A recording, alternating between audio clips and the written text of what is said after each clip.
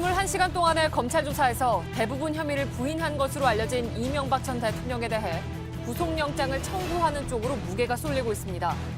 이 전 대통령은 삼성의 소송비 대납과 관련한 청와대 문건이 조작됐다거나 측근들이 처벌을 덜 받으려고 거짓말을 했다며 자신의 혐의들을 모두 부인했습니다.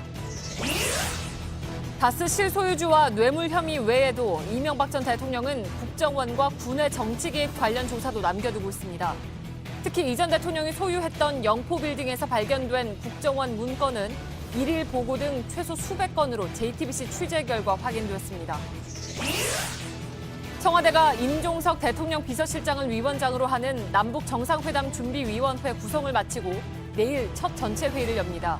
이런 가운데 북미 정상회담에 앞서 북한 비핵화와 관련한 사전 조율을 위해서 한미 정상회담이 개최될 가능성도 나오고 있습니다. 우리은행이 중국 동포 사업가의 사기 행각으로 대출금 수천억 원을 날린 중국 화푸빌딩 개발 사업에 당시 이팔성 회장이 개입됐다는 주장이 나왔습니다. JTBC 취재진이 베이징 현지에서 중국판 파이시트로 불리는 화푸빌딩을 취재했습니다. 청와대가 강원랜드에 부정 채용된 226명 모두를 사실상 해고하기로 방침을 정했습니다. 이런 가운데 강원랜드 채용비리 수사 외압 의혹을 수사 중인 검찰은 대검찰청과 법무부를 압수수색했습니다. 중소기업에 취업하는 청년들에게 앞으로 3, 4년 동안 정부가 연간 1,000만 원가량을 직접 지원합니다. 대기업과 임금 격차를 줄여 중소기업 취업자를 늘리고 심각한 청년 실업도 완화하자는 취지입니다. 재원을 마련하기 위해서 정부는 4조 원 규모의 추가 경정 예산안을 편성해 다음 달 국회에 제출할 예정입니다. 인천의 한 오피스텔 건물입니다. 바로 옆 건물과 간격이 굉장히 좁아서 이렇게 손만 뻗어도 닿을 정도인데요. 오늘 밀착 카메라는 주변 환경 고려 없이 세워진 도시형 생활주택의 실태를 짚어봤습니다. 공기청정기가 도로 위로. 내일을 바꾸는 현대수소 전기차. 시청자 여러분, JTBC 뉴스룸을 시작하겠습니다. 이명박 전 대통령의 소환 조사 내용이 구체적으로 알려지면서 구속영장 청구에 더욱 무게가 쏠리고 있습니다. 이 전 대통령은 소환 조사의 명분이 됐던 측근들 진술에 대해서 처벌을 덜 받기 위해서 거짓말을 한 것이라면서 되레 이들을 공격했다고 합니다. 심지어 집사로 불린 김백준 전 기획관이 작성한 청와대 보고 문건에 대해서는 조작됐다는 주장도 내놨습니다. 10여 년 전 모든 의혹을 새빨간 거짓말이라고 주장한 이 전 대통령이 자신 앞에 쏟아진 진술과 증거 앞에서도 그 주장을 굽히지 않은 셈입니다. 이승필 기자의 보도입니다. 삼성이 대신 내줬다는 다스 소송비 70억 원은 단일 뇌물 액수로는 가장 많은 이 전 대통령의 핵심 혐의에 해당합니다. 그러나 이 전 대통령은 검찰 조사에서 삼성이 대납했다는 사실을 알지 못했다고 주장했습니다. 미국 로펌 에이킹건프가 무료로 소송을 도와준 것으로 알았다는 겁니다. 특히 검찰이 영포빌딩 압수수색에서 확보한 소송비 대납 내용이 담긴 여러 건의 청와대 보고 문건을 증거로 제시하자 이 전 대통령은 조작된 문건이라고 주장했습니다. 하지만 이 문건은 청와대에서 불법으로 반출해 영포빌딩에 보관하던 것으로 이 전 대통령 재임 시절 작성된 대통령 기록물입니다. 검찰은 문건을 작성한 김백준 전 기획관으로부터 작성 배경 등 구체적인 사실관계도 이미 파악해둔 상태였습니다. 이 전 대통령은 조작서를 제기하면서도 근거를 대진 않았습니다. 이 전 대통령은 차명재산 관리 내역이 상세하게 담긴 재산관리인 이병모 씨의 장부에 대해서도 알지 못한다고 했습니다. 뿐만 아니라 이팔성 우리금융지주 전 회장이 이 전 대통령 측에 22억 5천만 원을 전달했다고 적어놓은 메모에 대해서도 역시 모른다고 했습니다. JTBC 이승필입니다. 이명박 전 대통령은 측근들을 거짓말쟁이로 몰아세우기도 했습니다. 자신이 검찰 포토라인에 서는데 결정적인 계기를 마련한 측근들 증언에 대해서 죄를 덜기 위해서 허위 진술을 한 것이라고 주장했다는 얘기입니다. 책임은 나에게 물으라고 했던 지난 1월과는 180도 다른 모습입니다. 임지수 기자의 보도입니다. 김백준 전 청와대 총무기획관이 구속된 직후 이명박 전 대통령은 성명을 발표합니다. 모든 일의 최종 책임은 저에게 있습니다.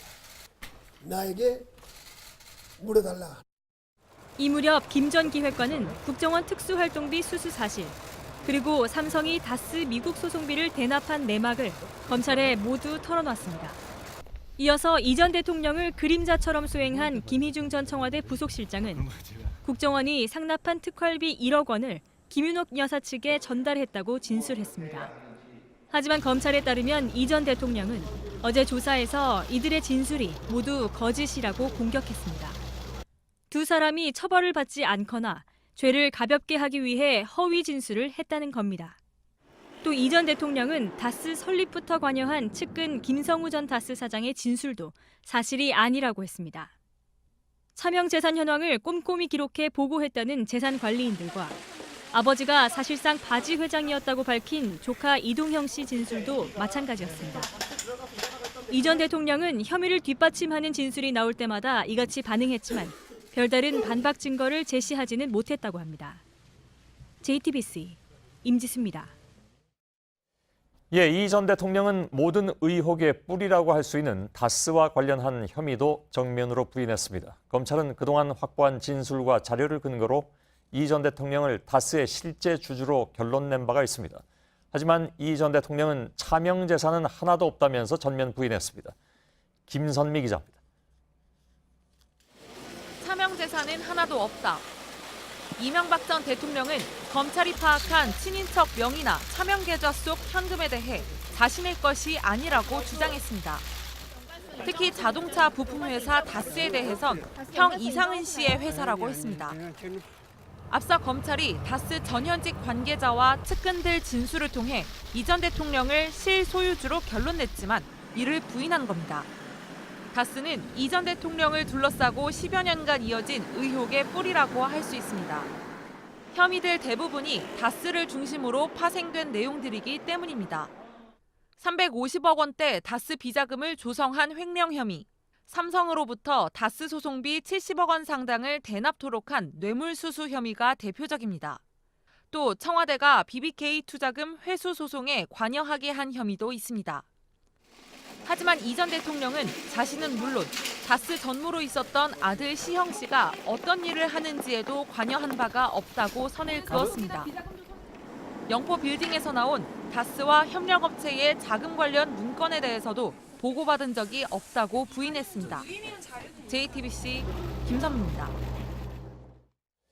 이렇게 이명박 전 대통령이 대부분 혐의를 부인하고 있지만 상황은 오히려 이 전 대통령에게 점점 불리해지고 있다는 분석입니다. 검찰 수사팀은 이번 조사를 통해서 증거인멸 우려 등이 더욱 커진 만큼 구속영장 청구가 불가피하다는 방침을 정하는 것으로 전해졌습니다.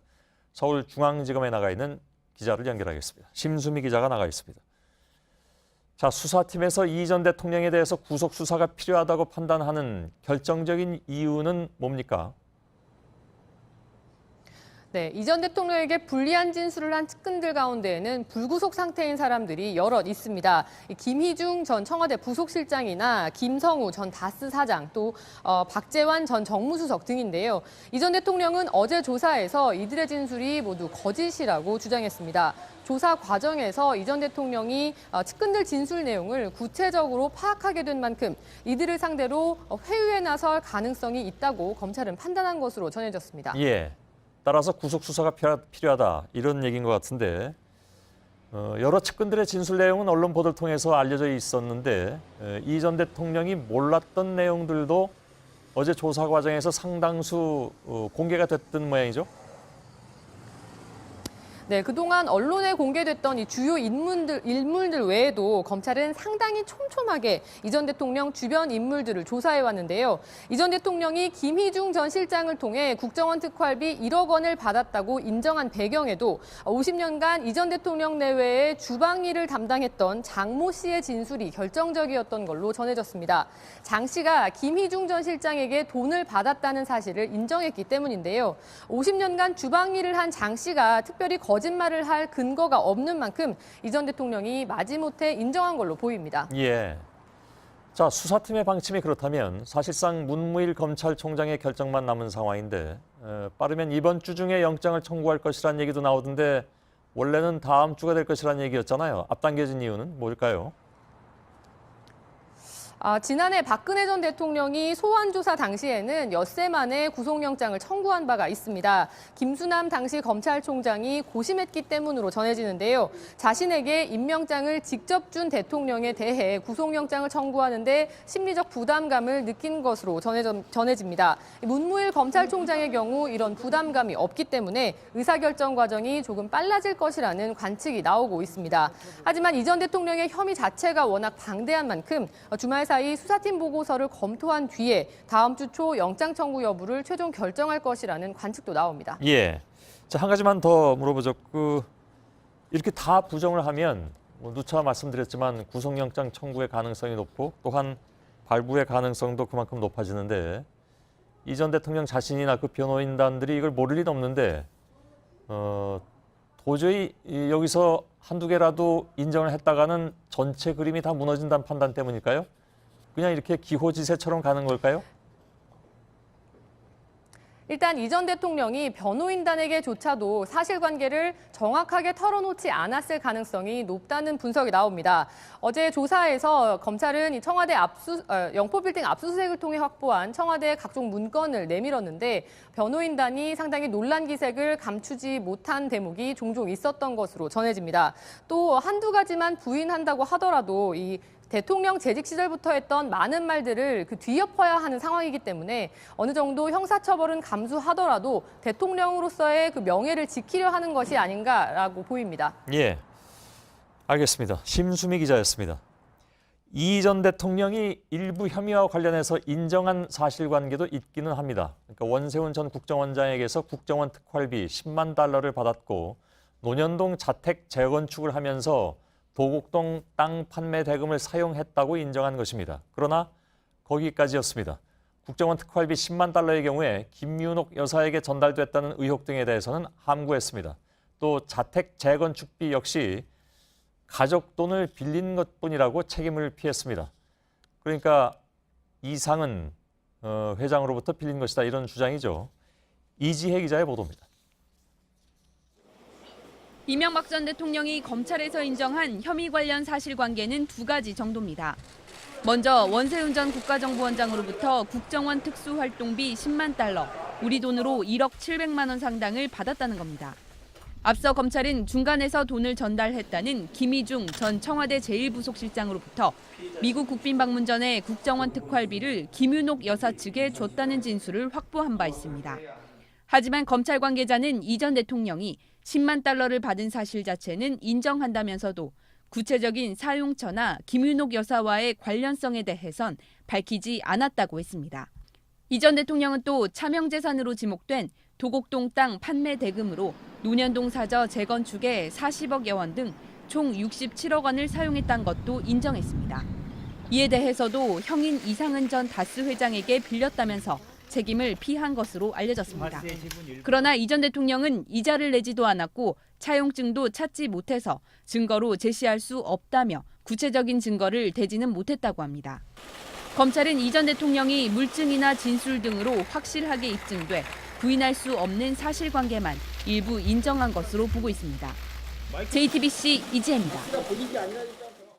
어제 검찰 조사에서 이 전 대통령은 대통령 재직 시절에 순방 일정표까지 제시했다고 합니다. 그러니까 본인이 매우 바빴다는 것을 보여주기 위해서였다고 하는데 각종 비리를 저지를 시간이 없었다. 이런 일종의 알리바이 자료를 낸 것으로 보입니다. 박근혜 전 대통령 조사 당시에 2배인 190쪽에 걸쳐서 작성된 진술조서 역시 혐의를 부인하는 주장으로 가득 찼습니다. 김필준 기자의 보도입니다.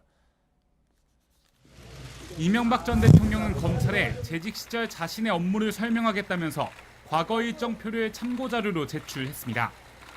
상당히 빽빽한 일정표인데 대통령 순방 일정 등이 담겨 있는 것으로 파악됐습니다. 검찰 관계자는 굉장히 바빴다는 취지가 담겼다며 대통령 일정 상당수가 비공개되는 상황에서 당시 상황과 관련한 조사 편의를 위해 성의를 보인 것으로 생각한다고 설명했습니다. 하지만 법조계 일각에선 뇌물수수 등과 관련한 일종의 알리바이로 자신의 일정표를 제출한 게 아니냐는 지적이 나옵니다. 이런 조사 태도는 190쪽가량의 진술조서에서도 그대로 묻어납니다. 지난해 박근혜 전 대통령의 검찰 소환 조사 당시와 비교해 2배에 이르는 조서엔 대부분 혐의를 방어하는 논리가 담긴 것으로 드러났습니다. JTBC 김필주입니다. 예, 오늘 검찰은 그동안 수사 상황에 대해서 말을 아끼던 모습과는 달리 이 전 대통령의 진술 방향과 태도에 대해서 적극적으로 브리핑했습니다. 상당히 파격적이라는 평가가 나오고 있는데 검찰은 전직 대통령에 대한 수사인 만큼 소환 조사와 관련해서 국민들도 알 권리가 있다는 입장입니다. 그런데 한 걸음 더 들어가 보면 수사 내용을 일부 공개한다는 부담까지 안으면서 어제 조사와 관련한 설명을 이렇게 적극적으로 한 것은 그만큼 구속영장 청구가 불가피하다 이런 판단에 따른 것이란 분석입니다. 법조팀의 강현석 기자가 옆에 나와 있습니다. 자, 저희가 앞서 전해드린 내용은 언론과 검찰이 정례적으로 갖는 티타임이라고 하는 그런 자리에서 나왔던 내용들이죠. 상당히 구체적으로 얘기가 나왔는데. 네, 그렇습니다. 그동안 검찰은 이명박 전 대통령의 범죄 혐의와 관련된 언론 보도가 나올 때마다 구체적으로 확인을 해주지는 않았습니다. 이 전직 대통령 수사라는 중대성 때문인데요. 그런데 오늘은 다소 달랐습니다. 지대한 국민적 관심이 있는 만큼 어느 정도 설명드리지 않으면 불가피하게 오보가 날 수 있는 부분이 있다. 이렇게 밝히면서 어제 이 전 대통령의 진술 태도 등을 설명을 했습니다. 예. 자, 그건 이제 검찰의 입장이고 사실 다른 경우에 있어서도 뭐 지대한 관심이 있을 때도 발표 안 할 때도 있잖아요. 그죠? 근데 이렇게 티타임에서 적극적으로 내놓은 그 배경은 사실 따로 좀 짚어봐야 될 문제들이 있죠. 네, 그렇습니다. 이 전 대통령은 영포 빌딩에서 발견된 이제 청와대 문건 일부조차 사실상 조작됐다는 그런 입장입니다. 그 명백한 증거까지 부인을 하면서 혐의가 없다고 한 것인데요. 이는 보통 검찰이 구속영장을 청구할 필요가 있다. 혹은 법원에서 구속영장이 기각됐을 때 그 반박 논리로 자주 거론하는 내용 중 하나입니다. 즉, 이 전 대통령이 명백하게 증거로 입증된 부분조차 인정하고 있지 않기 때문에 구속의 필요성이 있다는 것을 오늘 티타임에서 이제 간접적으로 밝혔다. 이렇게 볼 수 있는 대목입니다. 그러니까 이제 일각에서 그런 얘기도 나오지 않습니까? 그 영장까지 청구하는 것은 좀 신중해야 되지 않느냐라는 얘기들이 나오는데 검찰의 입장에서는 뭐랄까요? 이제 거기에 쐐기를 박는다? 이런 효과도 기대를 하는 것 같습니다. 네, 그런 효과도 기대할 수 있습니다. 말씀하신 대로 일각에서 영장 청구에 굉장히 신중해야 된다 이런 시각이 있습니다.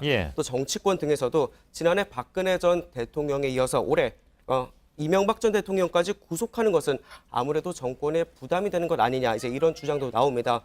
실제로 이 전 대통령 역시 앞서 수차례 입장 발표를 통해서 정치 보복 프레임을 내세우면서 비슷한 주장을 펼친 바 있습니다. 하지만 검찰은 혐의에 대한 이제 물증과 진술이 확보된 데다 명백한 증거까지 부인하고 있기 때문에 영장 청구는 불가피하다는 입장이고 따라서 오늘 티타임에서 구체적으로 진술을 설명하면서 이 영장 청구 신중론을 사전에 차단하려는 것 아니냐 이런 분석이 나옵니다. 전직 대통령 두 사람이 다 구속 상태에 들어가는 것에 대한 부담. 근데 역사적으로 보면 과거에 전두환 씨와 노태우 씨도 동시에 감옥에 들어가 있었던 때가 있었습니다. 그렇습니다. 그때는 뭐 적폐청산이 아니라 과거청산이라는 이름이었습니다만. 알겠습니다. 강현석 기자였습니다. 이명박 전 대통령은 오늘 아침에 21시간 동안 이어진 조사를 마치고 나오면서 취재진의 질문에는 아무런 대답을 하지 않았습니다. 당당하게 입장을 밝혔던 출석 당시와는 대조되는 모습이었습니다. 귀갓길 자택 앞에는 집을 나설 때와 마찬가지로 지지자는 없었고 몇몇 측근들만 다시 찾았습니다. 서효정 기자입니다. 기자들 앞에 선 이명박 전 대통령이 정면을 바라보며 글을 읽어내려갑니다. 다만 바라건대 역사에서 이번 일로 마지막이 되었으면 합니다. 하지만 검찰 조사를 마치고 나오는 모습은 달랐습니다. 취재진의 질문에는 답이 없었습니다. 이 전 대통령 차량은 논현동 자택에 도착하자마자 주차장으로 들어갔습니다. 주변은 한산했습니다. 지지자들은 보이지 않았고 경찰과 취재진만 자리를 지켰습니다. 이 전 대통령이 정치 보복을 암시했던 출석 때와는 달리 말을 아낀 데 대해 여러 가지 해석이 나옵니다. 검찰 조사를 받는 과정에서 자신에게 불리한 정황을 직접 확인한 것 아니겠냐는 관측이 있는가 하면 불필요한 입장 표명으로 논란을 줄이기 위한 것이란 분석도 나옵니다. 이 전 대통령은 귀가 후 그를 기다리던 측근들에게 조사를 잘 받았으니 걱정하지 말라고 말한 것으로 전해졌습니다. 자택에는 유인촌 전 장관과 김효재 전 수석 등 옛 참모와 측근들이 찾았습니다. JTBC 서유정입니다. 예, 오늘 새벽에 검찰 청사로 나온 이명박 전 대통령은 지금 논현동 자택에 머물고 있습니다. 이 전 대통령 집 앞을 잠깐 좀 연결해 보겠습니다. 이희정 기자가 나가 있는데요. 자, 이 전 대통령이 돌아온 것이 오늘 새벽이죠. 어제처럼 좀 조용해 보이긴 합니다. 어떻습니까? 네, 보시는 것처럼 조용하고 한산합니다. 밤새 자리를 지켰던 경찰과 또 경호 인력들은 오늘 오전에 이른 시간에 철수를 했고요. 자택 쪽도 소환 전날과 마찬가지로 창마다 블라인드가 쳐져 있고 대부분 불도 꺼져 있는 상태입니다. 이 전 대통령은 오후 내내 집안에서 쉬면서 좀 수면을 좀 취한 걸로 알려졌는데요. 이 때문에 이재 의원 등 일부 측근들이 이 오후에 이 전 대통령을 찾으려고 했지만 이 방문 계획을 취소하기도 했습니다. 예. 지금 방금 이제 보여드린 집의 모습이 실시간입니까? 아니면 아까 찍은 겁니까?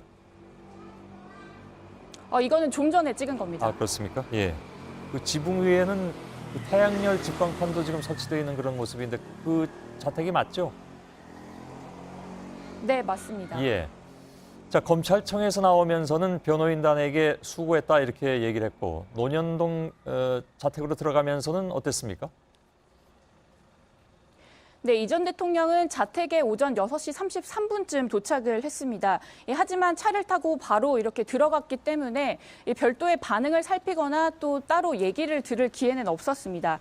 어제와 마찬가지로 집 주변에는 이 지지자들의 모습은 보이지 않았습니다. 예, 측근들이 새벽부터 자택에서 미리 기다렸다고 하는데 참모들에게는 어떤 이야기를 했다고 하는지요? 네, 자정쯤 조사가 마무리됐다라는 소식이 들리면서 일부 참모들이 이곳 자택으로 속속 모여들기 시작했습니다. 이 맹영규 전 장관을 비롯해서 이 김효재 전 수석 등 일부 참모 10여 명이 미리 기다리고 있다가 이 전 대통령을 맞았는데요. 이 전 대통령은 이들과의 면담 자리에서 일단 검찰에서 자신을 예우를 참 잘 해주더라라면서 잘 갔다 왔다. 그러니 걱정하지 말라라는 정도의 언급을 했다라고 측근들이 전했습니다. 예. 다만 구체적인 조사 내용에 대해서는 별다른 언급을 하지 않았다고 합니다. 예, 어제 검찰 조사를 받으면서 사실 중요한 것은 검찰이 가진 카드를 비로소 확인한 그런 셈이 됐습니다. 변호인단도 이제 본격적으로 그에 따른 법리 대응에 들어갈 것 같습니다. 네, 이 전 대통령은 일단 이 변호인단과 함께 이 검찰 조사 내용을 일단 복기를 하면서 이 앞으로의 이 법적 논리 대응을 좀 짜는 데 집중할 걸로 보입니다.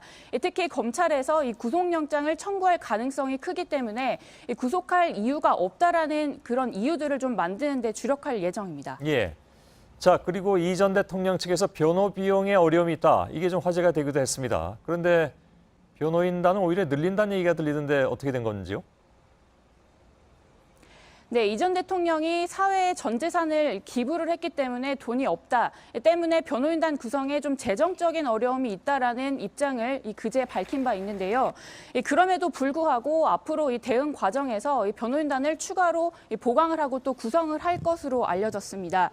이 전 대통령은 당분간 이 자택에 머물면서 이 외부 일정은 최소화하고요. 또 변호인단도 특히 언론과의 접촉은 조금 자제하겠다라는 입장을 밝힌 상태입니다.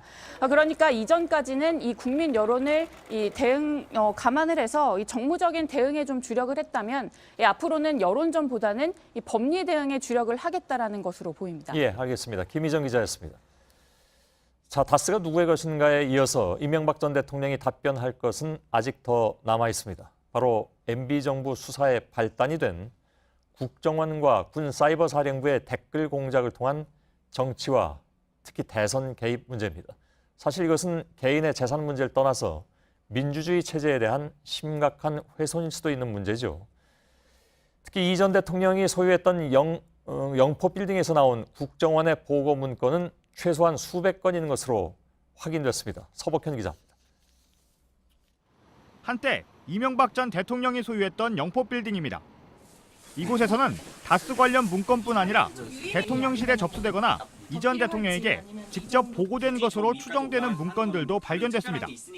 특히 이 전 대통령의 임기 5년 내내 국정원이 보고했던 문건들도 쏟아졌습니다. 일일 보고 문건 등 최소 수백 건입니다. 그중에는 국정원의 공작과 관련된 내용도 포함된 것으로 알려졌습니다.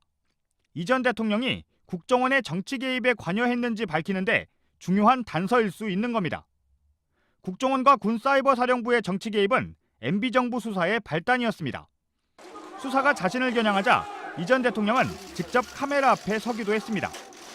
군의 조직이나 정보기관의 조직이 무차별적이고 불공정하게 다루어지는 것은 우리 안보를 더욱 위태롭게 만든다, 저는 이렇게 생각하고 있습니다. 검찰은 국정원과 군사이버사와 관련해서도 이 전 대통령의 직접 조사가 불가피하다고 보고 이미 질문지까지 작성해 놓은 것으로 알려졌습니다. 일부 혐의는 재판에 넘기는 것에 무게를 두고 구속영장 청구 여부를 결정한 뒤 추가 조사 일정을 잡을 계획입니다. JTBC 서복현입니다. 예, 잠시 후 2부에서는 이명박 전 대통령의 측근인 조혜진 전 의원이 출연할 예정입니다. 여러 가지 얘기가 나올 수 있을 것 같습니다. 다음 소식입니다. 남북정상회담 준비가 오늘부터 본격적으로 시작됐습니다. 청와대가 오늘 정상회담 준비위원회 구성을 마쳤다고 발표했습니다. 청와대 취재기자 잠깐 연결하겠습니다. 정재윤 기자, 남북정상회담 준비위원회는 임종석 비서실장이 위원장을 맡는다는 것은 이미 발표가 됐었는데 다른 구성은 어떻게 됐습니까, 그러면? 네, 준비위는 총 8명으로 구성됐습니다. 이 청와대는 준비위가 과거에 비해 조직이 간결해졌다는 점을 강조했는데요. 말씀하셨듯이 위원장은 임종석 비서실장이, 총괄 간사는 조명균 통일부 장관이 맡았습니다. 위원으로는 청와대에선 정용 안보실장과 장하성 정책실장이 포함됐고 강경화 외교부 장관과 송영무 국방부 장관, 서훈 국정원장 그리고 홍남기 국무조정실장도 참여하게 됐습니다. 첫 회의는 내일 오후 3시에 청와대에서 열리게 됩니다. 예, 내용을 보면 대개 이제 외교 안보 분야에 집중이 됐는데 정상회담 의제와 관련이 있다고 봐야 되겠군요.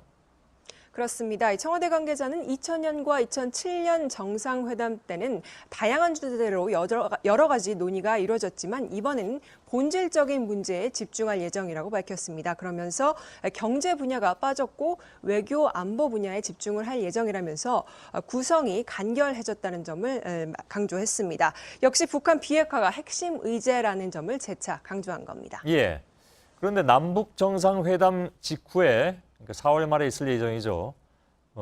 그 직후에 그러니까 북미 회담이 있기 전에 그 어간에 한미 정상회담 가능성이 언급이 되고 있습니다.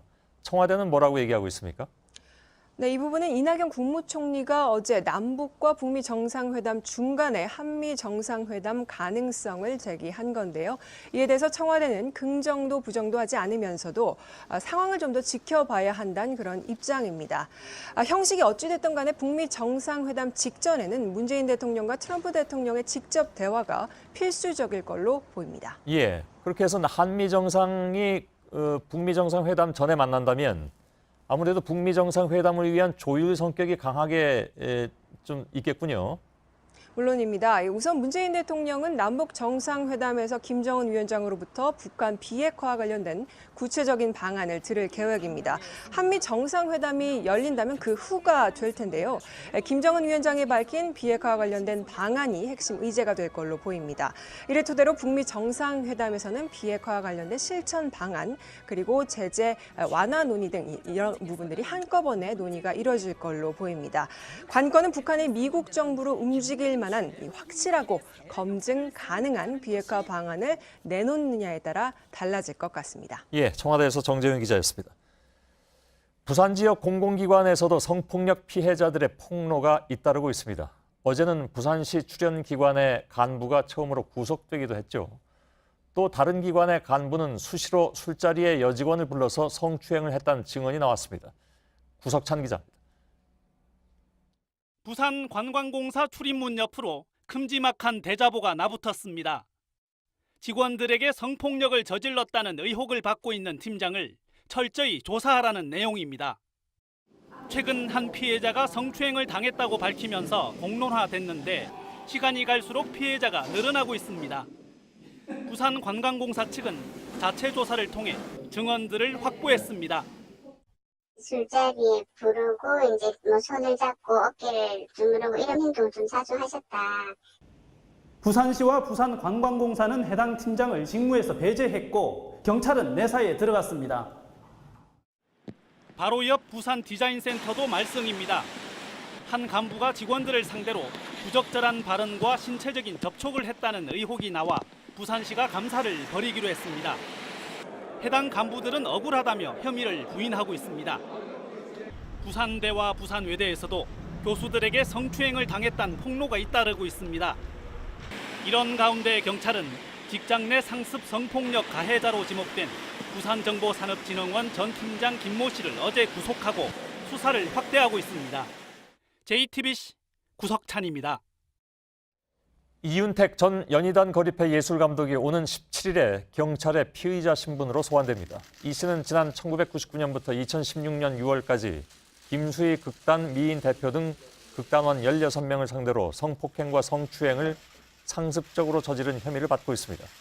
경찰은 전국 각지에서 피해자 16명을 접촉해서 성폭력에 대한 구체적인 피해 진술을 확보했습니다. 이런 가운데 성추행 의혹을 받고 있는 정봉주 전 의원은 오늘 더불어민주당에 복당을 신청했습니다. 정 전 의원은 인터넷 언론 프레시안이 보도한 의혹이 모두 허위 사실이라면서 복당을 자신하고 있는데 당 지도부는 수사 결과를 지켜본 뒤에 결정하자는 쪽입니다. 이윤석 기자입니다.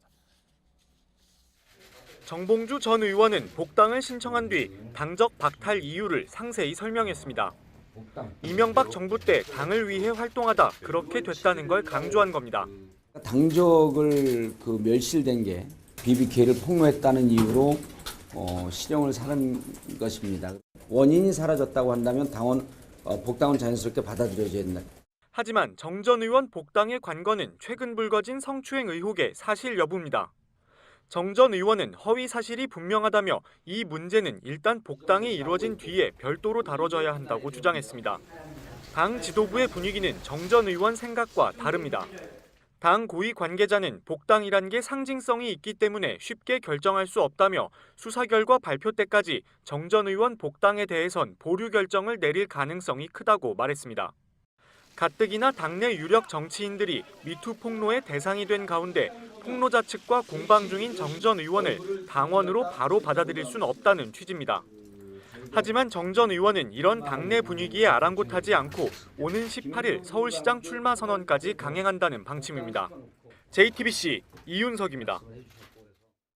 이명박 정권 최대 스캔들로 불리우는 파이시티 사건을 기억하실 겁니다. 파이시티 대표였던 이정배 씨가 양재동 화물터미널 개발 사업 인허가를 받기 위해서 당시 정권 실세들에게 로비했던 권력형 비리 사건이었습니다. 이 씨에게 돈을 받았던 최시중 씨와 박영준 씨 등 이 전 대통령 측근들이 줄줄이 구속이 됐죠. 그런데 당시에 이정배 씨는 중국 동포 동업자와 함께 파이시티와 같은 대형 개발 사업을 중국에서 벌이고 있었습니다.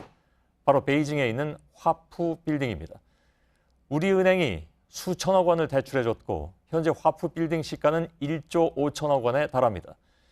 그런데 우리은행은 중국 동포에게 사기를 당해서 수천억 원을 날렸고 화푸 빌딩 소유를 주장할 수 있는 권리마저 국적불명의 유령 회사에게 시가의 절반도 안 되는 2,100억 원에 넘겼습니다. 최근에 다시 논란이 되고 있는 화푸 빌딩, 먼저 정혜성 기자가 베이징 현지에서 취재했습니다. 지난 2014년 국정감사입니다. 화푸센터는 우리은행이 투자해서 소유했다고 주장하는데 화푸센터에 대한민국 국회의원이 들어갈 수도 없고 이순 행장님도 못 들어가지요. 네, 저도 못 들어갑니다. 소유주도 못 들어가는 건물, 바로 중국 화푸빌딩입니다. 화푸빌딩은 베이징 중심 자금성 근처의 상업 건물로 현재 시가만 1조 5천억 원이 넘습니다. 25층 건물 2동과 9층 건물 1동으로 임대료만 연 400억 원에 이릅니다. 지금 매물로 나온다든가 그 사기가 굉장히 힘듭니다. 우리은행이 이정배 씨와 중국 동포 사업가 민봉진 씨에게 화푸 빌딩 매입 자금으로 3,800억 원을 빌려준 건 지난 2007년 말입니다. 당시 파이시티 사업을 벌이고 있었던 이 씨는 2010년 화푸 빌딩 관련 자신의 지분을 민 씨에게 넘겼습니다. 민 씨는 관련 서류를 조작해 2013년엔 사기와 횡령 혐의로 법정 구속됐습니다. 그런데 취재진이 확인한 결과 중국 현지에선 여전히 민 씨 부인이 화푸 빌딩 주인 행세를 하고 있었습니다. 각종 소송을 제기하며 화푸 빌딩을 점유해 매월 수십억 원의 임대료도 챙기는 것으로 파악됐습니다. 황당한 상황은 여기서 그치지 않습니다. 중국 현지에서 관련 소송을 벌이던 우리은행은 2013년 말 돌연 화푸빌딩 소유를 주장할 수 있는 채권을 한 버진 아일랜드 페이퍼 컴퍼니에 팔았습니다. 지난해 초까지 약 2,100억 원을 받고 1조 5천억 원짜리 빌딩의 권리를 넘긴 겁니다. 당시 계약서에 사인했던 우리은행 관계자조차 매각 상대가 누군지 자세히 모른다는 입장입니다. 그때 당 계약 상대방이 매너 인터내셔널. 그거는 정확하게 기억 못하겠습니다. 중국 현지에선 우리은행으로부터 소유권을 사들인 페이퍼 컴퍼니 사장 마모 씨가 민 씨 부인의 측근이라는 의혹도 제기되며 논란이 커지고 있습니다.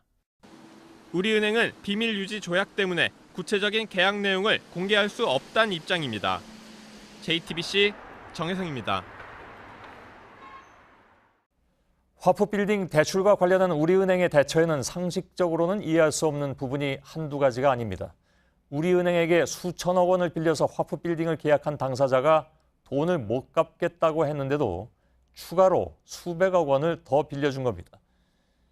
여기에 이명박 전 대통령의 측근이자 당시 우리금융 지주회장인 이팔성 씨가 연루됐다는 주장이 제기됐습니다.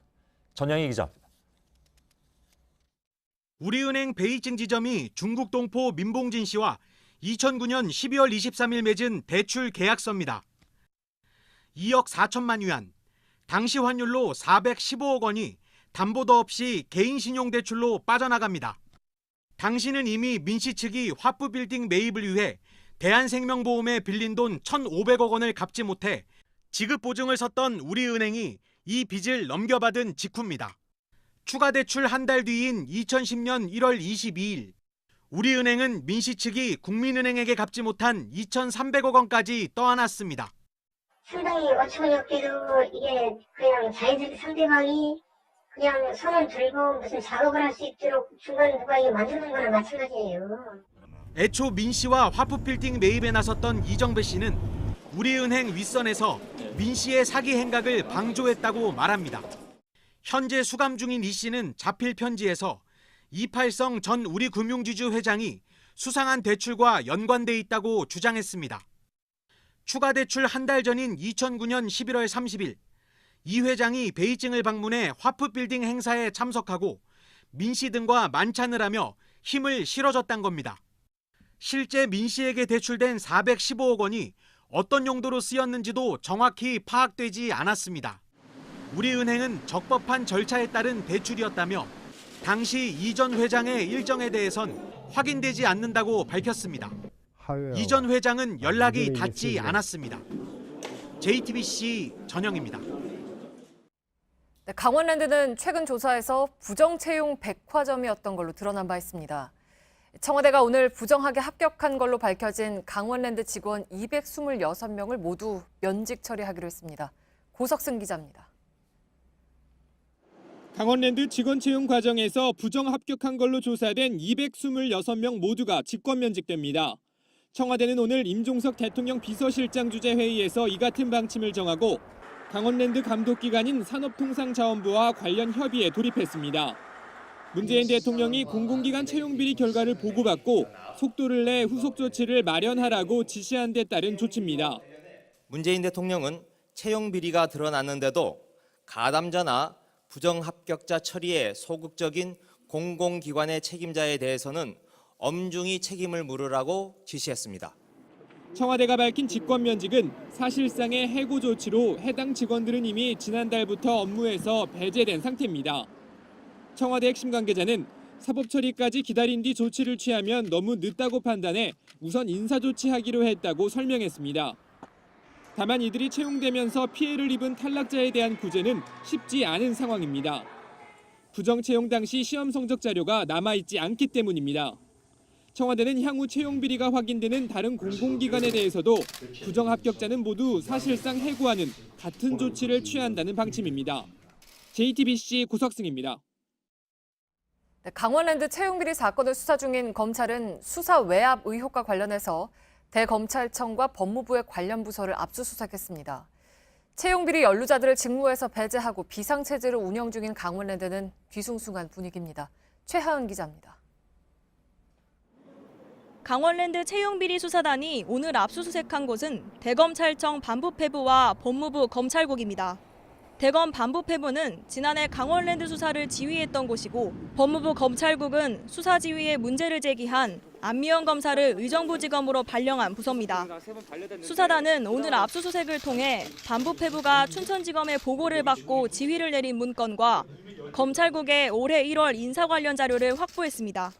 수사 지휘와 인사 과정에서 문제가 있었는지 살펴보기 위해서입니다. 앞서 안 검사는 최종원 당시 춘천지검장이 채용 비리 수사를 조기 종결하라 지시했다고 폭로했습니다.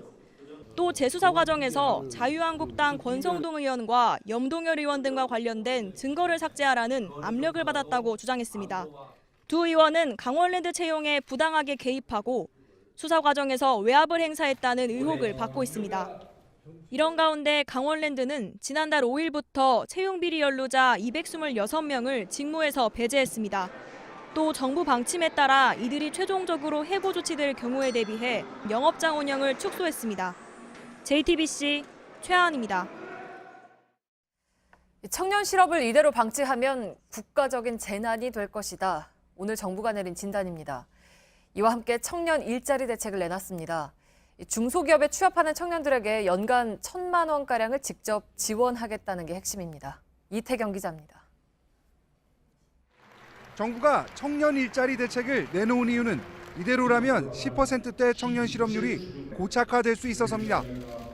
기술 혁신과 자동화로 일자리는 줄어드는데 2021년까지 취업 정년기인 20대 후반 청년층이 39만 명 증가하기 때문입니다. 정부가 찾은 해법은 중소기업 취업을 유도하는 겁니다. 핵심은 분명합니다. 청년들은 고용 절벽의 아우성인데 중소중견기업들은 인력난에 시달리는 모순된 현상을 해결하는 것입니다. 이를 위해 중소기업 취업자의 목돈 마련 상품인 청년 내일 채움 공제 지원금을 연간 650만 원에서 800만 원으로 늘립니다. 또 취업 후 5년간 소득세를 면제해주고 연 1%대 초저금리로 전월세 자금을 빌려줍니다. 이렇게 되면 초임 2,500만 원의 중소기업 근로자의 경우 실질 소득이 1,035만 원 이상 늘어 대기업 초임과 격차도 크게 줄어든다는 계산입니다. 정부 대책에 대한 평가는 엇갈립니다. 청년들에게 실질적인 도움을 준다는 측면에선 긍정적이란 평가입니다. 전 효과가 있을 것 같아요. 어쨌든 지원이 들어가는 거니까 돈도 준다고 하니까 관심을 가질 것 같아요. 하지만 한시적 지원을 보고 중소기업을 택하는 청년이 얼마나 될지는 의문이란 반응도 나옵니다. 알 것 같아요. 돈을 그대로 지원을 해준다고 해도 결과적으로 대기업을 더 준다면 대기업으로 갈 것 같긴 해서. 정부는 청년 일자리 대책 재원 마련을 위해 4조 원 규모의 추가 경정 예산안을 편성해 다음 달 국회에 제출하기로 했습니다. JTBC 이태경입니다. 고객의 돈을 맡아서 관리하는 금융회사는 신뢰와 도덕성이 생명이겠죠. 그래서 금융회사의 대주주가 그런 자격을 갖췄는지를 금융당국이 심사합니다. 그런데 이게 너무 허술하다는 지적이 많았습니다. 앞으로는 심사 대상을 총수 한 사람에서 2세 등 친족으로 넓히고 재벌들의 단골 범죄인 배임, 횡령도 부적격자를 가리는 기준에 넣기로 했습니다. 이에 따라 이재용 삼성전자 부회장도 심사를 받게 될 전망입니다. 송지혜 기자입니다. 금융당국은 지난해 처음으로 증권사와 보험사를 대상으로 대주주 적격성 심사를 했습니다. 삼성의 이건희, 현대차 정몽구, 롯데 신동빈 회장 등이 대상이었습니다. 하지만 이들의 2세 등 친족은 빠졌습니다. 또 재벌들의 단골 범죄인 횡령, 배임은 부적격자를 판단하는 기준에 들어있지 않습니다. 비판이 잇따르자 금융당국이 법손질에 나섰습니다. 자격 심사 대상을 최다 출자자 1인에서 최대 주주 전체 및 사실상 영향력을 행사하는 주요 주주로 확대하는 방안을 추진하기로 했습니다. 삼성생명의 경우 이건희 회장뿐 아니라 이재용 부회장도 대상이 됩니다. 또 대주주 결격 사유에 횡령이나 배임 등 특정 경제범죄 가중처벌법 위반도 추가하기로 했습니다. 부적격 판정을 받으면 지분 중 10% 초과분에 대해선 의결권이 제한됩니다. 다만 과거 범죄로 소급 적용하지 않아 국정농단 과정에서 벌어진 이재용 부회장과 신동빈 회장의 재판권은 영향을 미치지 않습니다. 금융당국은 또 사회이사와 감사 후보 추천위원회에 CEO 참여를 금지해 이들의 셀프 연임을 막고 보수 총액이 5억 원이 넘는 고액 연봉자의 보수 공시도 강화하기로 했습니다. JTBC 송지입니다. 네, 기내에서 승객이 승무원을 폭행해서 활주로로 이동하던 항공기가 다시 계류장으로 돌아오는 사건이 발생했습니다. 30대 남성 승객은 코트를 건네받던 승무원이 자신의 손등을 긁었다면서 주먹을 휘두른 것으로 전해졌습니다. 기내 안전요원인 승무원을 폭행하면 5년 이하의 징역형까지 받을 수 있습니다. 박영우 기자입니다. 오늘 오후 부산 김해공항에서 일본 오사카로 향하던 에어부산 항공기 승객이 승무원을 폭행하는 사건이 발생했습니다. 당시 비행기는 이륙 준비를 위해 활주로로 향하던 중이었습니다. 30대 남성 승객은 자신의 코트를 건네받던 승무원이 손등을 긁었다며 주먹으로 승무원의 팔을 치고 목을 졸랐습니다. 보고를 받은 기장은 즉시 항공기를 돌렸고 A씨는 계류장에서 대기하던 경찰에 체포됐습니다. 이 사건으로 항공기에 탑승했던 승객 180여 명이 50분 뒤에 지연 출발하는 피해를 봤습니다. 공항 경찰대는 이 남성의 신원을 파악하면서 1차 조사를 진행한 뒤 부산 강서경찰서로 사건을 넘길 방침입니다. A씨에게는 항공보안법상 항공기 안전운항 저해 혐의가 적용될 가능성이 큽니다. 해당 죄가 적용될 경우 5년 이하의 징역형을 받을 수 있습니다. JTBC 박영우입니다. 교통사고 중에서도 대형 버스가 낀 사고는 큰 인명피해로 이어지곤 하죠. 그런데 고속으로 달리는 버스를 모는 운전자가 양손으로 휴대전화를 조작하는 장면이 포착됐습니다. 그럼 운전은 뭘로 했을까요? 이상엽 기자가 취재했습니다. 인천터미널에서 출발하는 버스 안입니다. 이곳에서 버스를 탄 한 승객은 1시간 내내 공포에 떨어야 했습니다. 무슨 일인지 한번 알아보겠습니다. 운전석에 앉은 기사가 양손으로 휴대전화를 조작합니다. 한참 버스가 달리고 있지만 운전대는 아예 잡지 않고 있습니다. 손목으로 운전대를 조작하는 모습도 보입니다. 운전석이 심하게 들썩일 정도로 빠른 속도로 달리지만 아랑곳하지 않습니다. 어제 오전 11시쯤 인천에서 경기도 하남으로 가는 버스 안 모습입니다. 버스기사 근처에 앉았던 한 승객은 이 모습을 보고도 항의조차 못했습니다.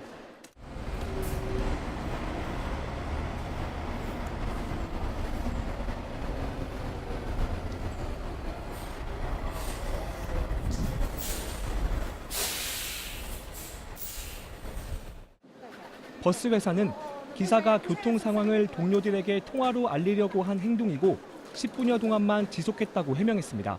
동료들한테 차가 막히니까 우회하라고 크게 잘못된 겁니다. 이건 징계감이고요. 교통사고 사망자 가운데 68%가 운전 중 휴대전화 조작 등 안전운전 위반이 원인이었다는 조사 결과도 있습니다. 음주운전보다 더 많은 사망자를 낸 겁니다. 전문가들은 휴대전화를 사용하다 보면 무의식 중에 몰입하게 되기 때문에 사고 위험이 급격히 높아진다고 경고합니다. JTBC 이상엽입니다. 네, 미군 조종사들이 미확인 비행 물체 UFO를 또 포착했습니다. 그 영상을 지금부터 보여드릴 텐데 미국 정부는 이런 영상을 토대로 비밀리에 UFO를 연구했다고 앞서 인정한 바 있습니다. 이지은 기자입니다. 전투기 레이더에 수상한 물체가 들어옵니다. 하지만 순식간에 시야에서 벗어나고 빠르게 달아나는 하얀 점을 조종사가 결국 잡아냅니다.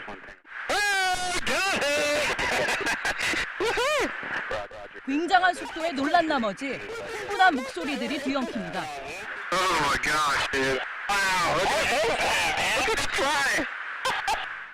미국 동부 해안에서 미 해군 전투기가 추적한 UFO의 모습입니다. 정보 공개 청구를 받은 미 국방부가 3년 만에 영상을 공개했습니다. 처음은 아닙니다. 지난 2004년 샌디에이고 인근에서 찍힌 것으로 추정되는 영상도 뒤늦게 공개된 바 있습니다. 이 영상에선 90도로 방향을 바꾸며 거의 묘기하듯 움직입니다. Not with the technology that we have today. Not at all. 당시 미국 정부는 UFO 연구를 해온 사실을 처음 인정했습니다. 미국 언론들은 이 비밀 프로젝트가 미 국방정보국에서 2007년부터 시작됐다고 보도했습니다. 미 국방부는 2012년에 UFO 연구를 멈췄다는 입장이지만 중앙정보국 CIA는 아직 진행하고 있다고 전했습니다. 그 사이 비행물체에 대한 궁금증은 증폭되고 있습니다. JTBC 이진우입니다. 중국의 정기 국회격인 양회를 계기로 중국이 친정부 외국 매체를 활용하고 있다는 비판이 나왔습니다. 이른바 중국 기자의 눈흘김 사건이 주목받고 있습니다. 신경진 특파원입니다. 美国全美电视执行台长张慧君，我的问题是，以管资本为主转变。 붉은 재킷 차림의 기자가 유창한 중국어로 장관에게 질문을 쏟아냅니다. 그러자 옆자리 기자가 흰자위가 보일 정도로 불만스러운 표정을 짓습니다. CCTV의 생방송 보도 직후 온라인에는 패러디 영상이 쏟아졌습니다. 미국 방송사 소속이라는 장 기자는 6년 전 당대회부터 신분을 바꿔가며 각종 중국 정치 행사를 취재해왔습니다. 我是世界知识杂志的记者，今天过来的时间应该是不到8点钟我就到了。 중국은 보신, 밍징 등 반중 매체가 권력의 치부를 잇따라 폭로하자 해외 친중 매체를 세워 대응했습니다. 반중 매체들을 매수하고 있다는 의혹도 이어졌습니다. 최근에는 해외 친중국 관영 매체 소속 어용 외국인 기자를 양회에 참가시켜 활용했습니다. 前段时间，中国有一些地区出现了气换问题，我们想了解中国在冬季天然气保供长期方案上有什么考虑。 당국이 홍보하고 싶은 주제를 묻게 하는 방식입니다. 권력 감시자가 아닌 나팔수를 양산하는 중국 선전 당국의 공세에 네티즌들은 쓴소리로 비판적 시각을 드러내고 있습니다. 베이징에서 JTBC 신경진입니다. 세월호 선체 절단물을 수색하는 과정에서 사람의 것으로 추정되는 길이 6cm 크기의 뼈 2점이 추가로 수습됐습니다. 어제 한 점에 이어 이틀간 유골로 추정되는 뼈 석점이 추가로 발견된 겁니다. 해양수산부는 신원을 확인하기 위해서 발견된 뼈 2점을 국립과학수사연구원으로 보내 정밀 조사할 예정입니다.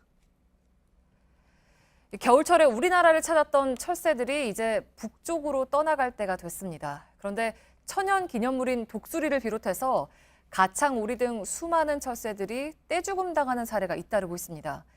누군가 일부러 뿌려놓은 농약 때문인 것으로 추정됩니다. 이수정 기자입니다. 얕은 농수로에 독수리 한 마리가 엎드려 있습니다. 덫에 걸린 것도 아닌데 눈만 껌뻑이고 있고 두 손으로 잡아봐도 날개조차 움직이지 못합니다.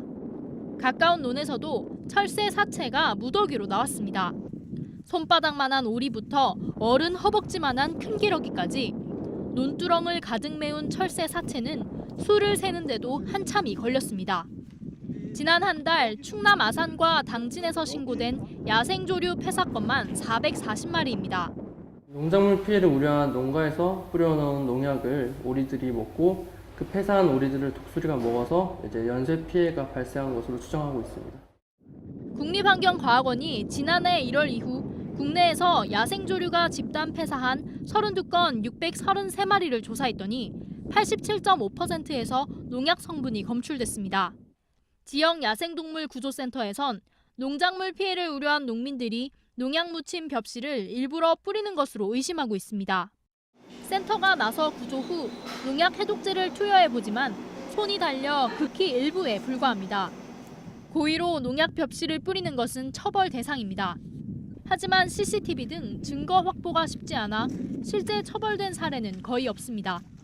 JTBC 이수정입니다. 네, 내년에 공휴일이 올해보다 사흘 줄어듭니다. 한국천문연구원이 내년 달력을 만드는 데 꼭 필요한 사항을 정리한 원력 요항에 따르면 15일에 관공서 공휴일 가운데 부처님 오신 날과 어린이날이 일요일과 겹치고 이 중 어린이날은 대체 휴무일이 적용됩니다. 52번의 일요일과 합쳐 공휴일은 66일이며 주 5일 일하는 직장의 경우 117일을 쉬게 됩니다. 세계적인 완구 유통업체 토이저러스가 현지 시간 14일 미국 내 700여 개 전체 매장에 대해서 매각 또는 폐쇄 방침을 밝혔습니다. 온라인과 모바일 마케팅 환경에서 부진을 거듭하며 70년 장난감 왕국에서 추락한 것으로 월스트리트저널은 소매 업종의 최대 청산 사례 하나라고 전했습니다. 약 1300년 전 신라시대 때 절을 지켰던 신장상을 국립경주박물관이 처음으로 공개했습니다. 신장은 불교를 지키는 신으로 100년 전 경주 사천왕 사지 발굴을 시작하며 나온 것이 이번에 온전한 모습으로 복원된 겁니다. 고 노무현 전 대통령도 삼성에서 8천억 원을 거뒀다고 주장해 재판에 넘겨진 김경재 전 자유총연맹 총재에 대해서 검찰이 징역 2년을 구형했습니다. 고 노무현 전 대통령 아들 건호 씨 등은 김 전 총재가 지난 2016년에 열린 집회에서 문제의 발언을 하자 사자에 대한 명예훼손 등의 혐의로 고소했습니다. 남자 테니스의 정현 선수가 로저 페더러를 다시 만납니다. 호주 오픈 4강전 이후 2달 만이죠. 그때 발바닥 물집으로 기권했던 정현 선수는 이번에는 100%를 보여주겠다고 했습니다. 강신우 기자입니다. 페더러를 테니스 황제로 부르는 이유, 이 장면을 보면 알 수 있습니다. 마음먹은 대로 공을 코트 앞뒤로 보내면서 너무 쉽게 테니스를 합니다. 이런 페더러에게 정현이 도전장을 냈습니다. He had to play later, but if he win, I'm just trying to 100% my. 말만 앞세운 게 아니라 쿠에바스와 16강전에선 페더러와 견저도 손색 없는 샷이 나왔습니다. 승승장구하는 정현에겐 이젠 더 이상 돌풍이란 말이 어울리지 않습니다. 페더러는 정현의 발놀림은 조코비치와 닮았다. 코트를 폭넓게 움직이는 선수는 흔치 않다고 말했습니다. 정말 어려운 경기가 될 것이라고 예상했습니다. 정현도 페더러도 2달 전 호주 오픈 4강전은 아쉬움으로 남았습니다. 페더러는 발바닥에 물집이 심하게 잡혀 진통제를 맞고 버텼던 정현이 기권하자 따뜻하게 위로하고 격려했습니다. 2달이 흘렀고 둘은 더 강해져서 만났습니다. 페더러는 올해 한 번도 지지 않고 15연승을 달리는데 그중 13경기에선 한 세트도 내주지 않았습니다. 37의 나이는 잊었습니다. 22살, 정현은 갈수록 더 잘합니다. 올해 출전한 5개 대회 모두 8강 이상의 성적을 냈고 2달 사이 세계 랭킹은 58위에서 26위로 뛰었습니다. 올해 가장 성장한 선수로 꼽히는 정현. 역사상 가장 위대한 선수라 불리는 페더러. 올해 2번째 만남에 외국 언론들도 흥미로운 눈길을 보냈습니다. 특히 미국의 뉴욕타임스는 페더러가 최고를 달리고 있지만 정현을 얕보지 않는다는 헤드라인을 붙였습니다. JTBC 강신호입니다.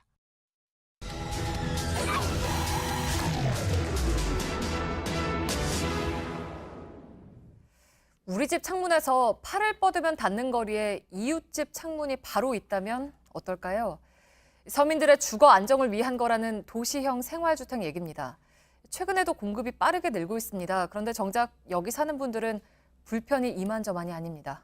밀착 카메라 김도훈 기자입니다. 건물 절반가량이 바로 옆 건물에 가로막혀 있습니다. 두 건물 사이 공터에는 또 다른 오피스텔이 들어설 예정입니다. 인천 시내 한 신축 오피스텔 공사 현장입니다. 그런데 바로 뒤를 보면요. 불과 70cm 정도의 거리를 두고 이미 입주민들이 살고 있는 오피스텔 건물이 있습니다. 이 뒤쪽으로 한번 와서 살펴보면요. 이 뒤쪽에도 2년 반 전쯤에 지어진 오피스텔 건물이 이미 자리를 잡고 있습니다. 이 건물이 들어서게 되면 이 세 개 건물이 불과 이 팔 하나 간격을 사이에 두고 마주보게 되는 상황이 벌어지는데요. 어떻게 이런 일이 가능했을지 지금부터 한번 확인해 보겠습니다. 입주 1년 만에 코앞에 들어선 다른 건물에 가로막히면서 아예 창문은 열지도 못합니다. 너무 이만큼 간격으로 붙어 있으니까 너무 어둡고 햇빛이 너무 안 들어와요. 아예 너무 간격이 좁아서 너무 깜깜해요. 이쪽에 사는 사람들은 감옥에 있고 완전히 딱 막힌 거죠. 집 안으로 한번 들어와 봤습니다. 오후 2시 반을 막 넘긴 시간인데요. 주변이 아주 깜깜합니다. 이렇게 방에 불을 켜야만 주변 사물을 확인할 수 있을 정도인데요. 왜 이렇게 어두운가 한번 창문을 열어봤더니요. 바로 1m 거리 앞에 맞은편 건물이 가로막고 서 있는 모습을 볼 수 있습니다. 내년쯤 새로운 건물이 들어서면 건물의 3면이 둘러싸이게 됩니다. 고층 세대는 완강기 등 대피 시설도 없어 화재 시 대피로 확보도 마땅치 않습니다. 상업지역이라 가까이 붙은 것까지는 이해하겠지만 이런 거는 고려를 왜 안 했을까. 너무 차삭차삭 붙어있다 보니까 화재 발생률도 엄청 높아진 거야. 건물 사이 이격거리는 90cm. 서로 손을 내밀며 맞잡을 수 있는 거리입니다. 저는 지금 카메라에서 약 1m 정도 앞에 서 있습니다. 얼핏 보면요, 같은 공간에 서로 마주보고 서 있는 것 같아 보이지만요, 조금만 아래를 비춰보면요, 이렇게 서로 각기 다른 건물 위에 서 있는 걸 알 수 있습니다. 이런 도시형 생활주택은 2009년 이명박 정부 시절 시행됐습니다. 서민 주거 안정이라는 명목이었습니다. 주택 건설 기준과 부대시설 설치 기준 등 규제가 완화됐습니다. 상업지역이 대부분이라서 건축법의 적용도 받지 않습니다. 50cm 띄우게 돼 있어요. 상업지역 같은 경우는 휴식 공간이 아니라 일하는 공간이라 그런 개념적이거든요. 제한이 안 되다 보니까 그러네요, 진짜. 인천 시내 상업지역에 들어선 도시형 생활주택은 2년 사이 2배 가까이 늘었습니다. 건물이 많이 없었는데 작년부터 신축 건물들이 많이 들어서면서 이 근처에만 한 9개, 10개 새로 생긴 게. 우리나라는 그거 어떻게 할 거예요? 그러니까요. 요즘은 대체가 죽겠어요, 진짜. 저희 집이 전 안 가나요? 대책이 없겠어요. 문제가 심각해요. 주택 공급을 늘리겠다며 도시형 생활주택에 대한 규제를 완화한 지 올해로 10년째를 맞습니다. 하지만 기본적인 주거 안전도 고려하지 않은 정책으로 삶의 질도 10년째 외면받고 있습니다. 1차 카메라 김도훈입니다. 잠깐! 그냥 아무 칫솔이나 쓰시려고요? 에이, 이젠 자동으로 닦으세요. 자동 칫솔 쿨샷. 칫솔모가 3개, 3개니까 진짜 좋더라고요. 3개의 칫솔모가 왕복과 쓸어내림을 동시에 안쪽까지 시원하게 자동으로 닦아주니까 쿨샷으로 바꾸세요. 시원함에 깜짝 놀랄 거예요. 오늘도 쿨하게 자동 칫솔 쿨샷. 닦아보실래요?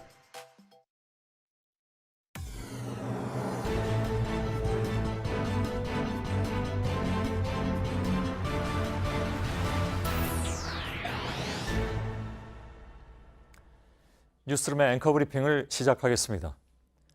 호킹 지수라는 것이 있다고 하는군요. 책을 구입한 독자가 실제로도 책을 읽었는가를 따져보는 수치라고 합니다. 화제가 된다 하니 너도 나도 구입하긴 했지만 정작 몇 장 넘기지 못한 책일수록 그 호킹 지수는 낮아지는 그런 방식이죠. 그런데 왜 하필 호킹이란 이름이 붙었을까?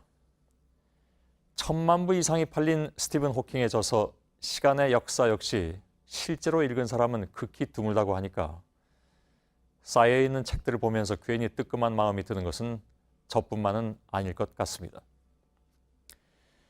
별로 떠난 과학자, 같은 시대에 살아서 영광이었다. 사람들은 그의 죽음을 슬퍼했습니다.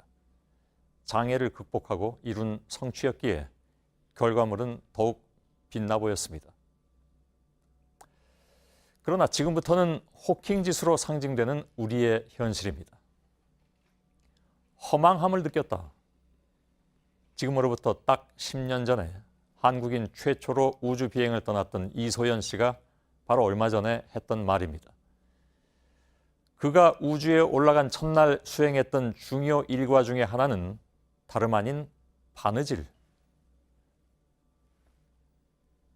사업 당시 과학기술부가 교육과학기술부로 이름이 바뀌었는데 모든 우주복과 실험장치에 바뀐 그 명칭을 바꿔 달아야 했다는 웃지 못할 기억이었습니다.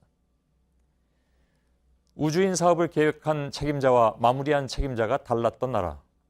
그러니까 정권이 바뀌고 부처의 이름이 바뀌고 책임자가 갈리는 사이에 3년짜리 단기 사업에 불과했던 대한민국 최초의 우주인 사업은 결국 초라하게 막을 내렸습니다. 화제가 된다 하니 책을 샀지만 결국 첫 장 정도 읽어보고 먼지만 쌓이게 된다는 호킹 지수와도 같이 말입니다. 오늘의 앵커 브리핑이었습니다. 그리고 오늘의 사족입니다. 오늘의 사족은 어찌 보면 이 호킹 지수에 대한 우리 스스로의 변명이 될지도 모르겠습니다. 고개를 들어 별을 보라. 숙여서 발을 보지 말라. 호킹 박사는 우주를 바라보며 말했습니다. 그러나 자꾸 발밑으로 시선이 가는 것은 어찌된 일일까?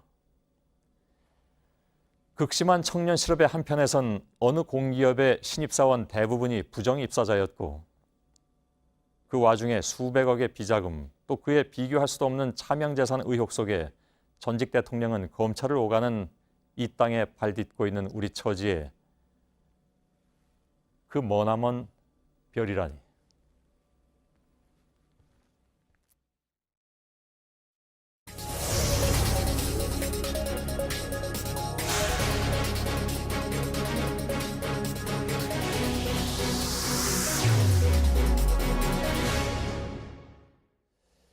도덕적으로 완벽한 정권. 이명박 전 대통령은 2011년 국무회의에서 이런 발언을 한 바가 있죠. JTBC 취재 결과 이명박 전 대통령은 어제 검찰 조사에서 이런 표현을 쓰면서 뇌물수수 등 혐의를 부인했던 것으로 파악됐습니다. 서울중앙지검을 다시 한번 연결하고 연결한 후에는 이명박 전 대통령의 측근인 조혜진 전 의원을 제 옆자리에 모시겠습니다. 자, 심수미 기자, 앞서 1부에서 이 전 대통령의 각종 증거와 관련해서 이제 조작이 됐다, 측근들이 거짓말을 하고 있다라는 취지의 진술을 했다고 전해드렸는데 좀 더 구체적인 맥락에서는 자신의 도덕성을 강조했다 이런 얘기가 되는 거죠?